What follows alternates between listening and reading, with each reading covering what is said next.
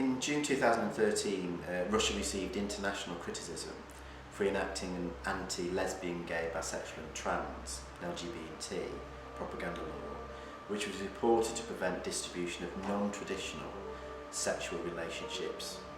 Human rights observers, LGBT activists, international media have disputed this act and the purpose of it protecting children and about traditional family values, and actually have criticised the law for being a de facto criminalisation of LGBT culture, as well as the efforts for LGBT rights, with some noting that even displaying LGBT symbols in public was made illegal by this legislation, and there's been arrests that have followed that.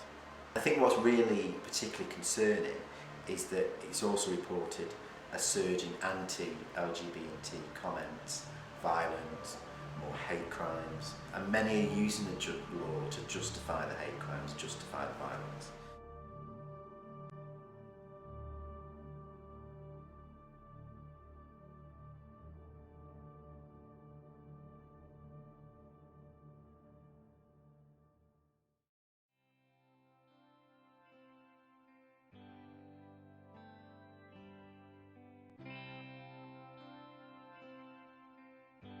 To Russia with Love Street, which will be a same-sex holding hands initiative on the Friday night, and we'll do To Russia with Love Stage, which will be the creative exploration of the themes and the politics and the cultural impact on the Saturday night.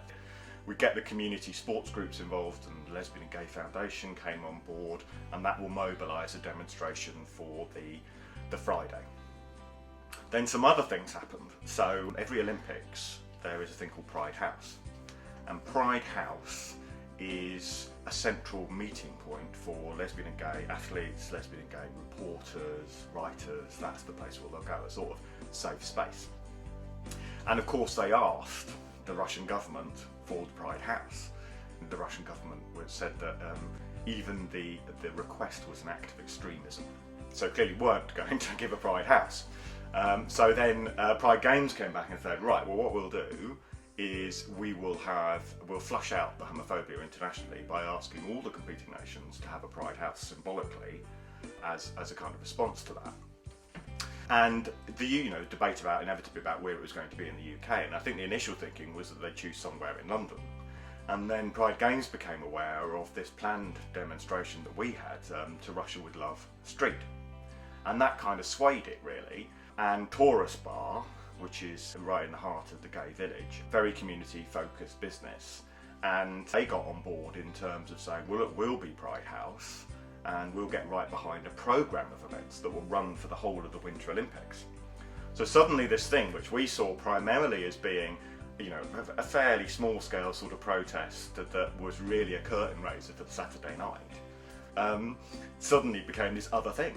And I think cumulatively all major European cities staging demonstrations against pieces of legislation passed in Russia. I think that does hit their political antennae, and it at least troubles them that there's that level of international condemnation, particularly using Sochi 2014. Saskia Semenova from coming out at St. Petersburg, who sent the LGBT message, which said that we're very grateful for any kind of support to LGBT citizens in Russia, as it's important for us that people do not feel further isolated by the current difficulties we're experiencing. We believe it's important to keep all channels open so that communications can enable to challenge human rights and challenge those at every opportunity, whether they're cultural events or sporting events, business opportunities, political campaigns. And I think any boycotting might close relationships between countries and further alienate LGBT people in Russia. So it's really important, I think, that people in the UK, whatever their sexual identity is, show solidarity with Russian LGBT people. Everyone at the Lesbian and Gay Foundation here in Manchester, England, sends a message of love and support to our brothers and sisters in Russia. We stand beside you, shoulder to shoulder. Your fight is our fight. So from everyone here at the Lesbian and Gay Foundation, to Russia with love! We've had tremendous progress in terms of legislation in this country, and it is about equal rights, not special rights. It's about equal rights. There can be a perception that equality is then achieved. Legislation is only the beginning, and it can change very quickly.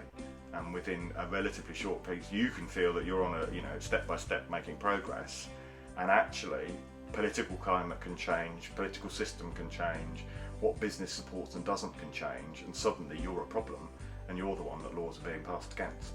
And I think that's a really important thing for us to remember, that just because we have equality in the law, it's all very fragile and new and could just disappear very quickly.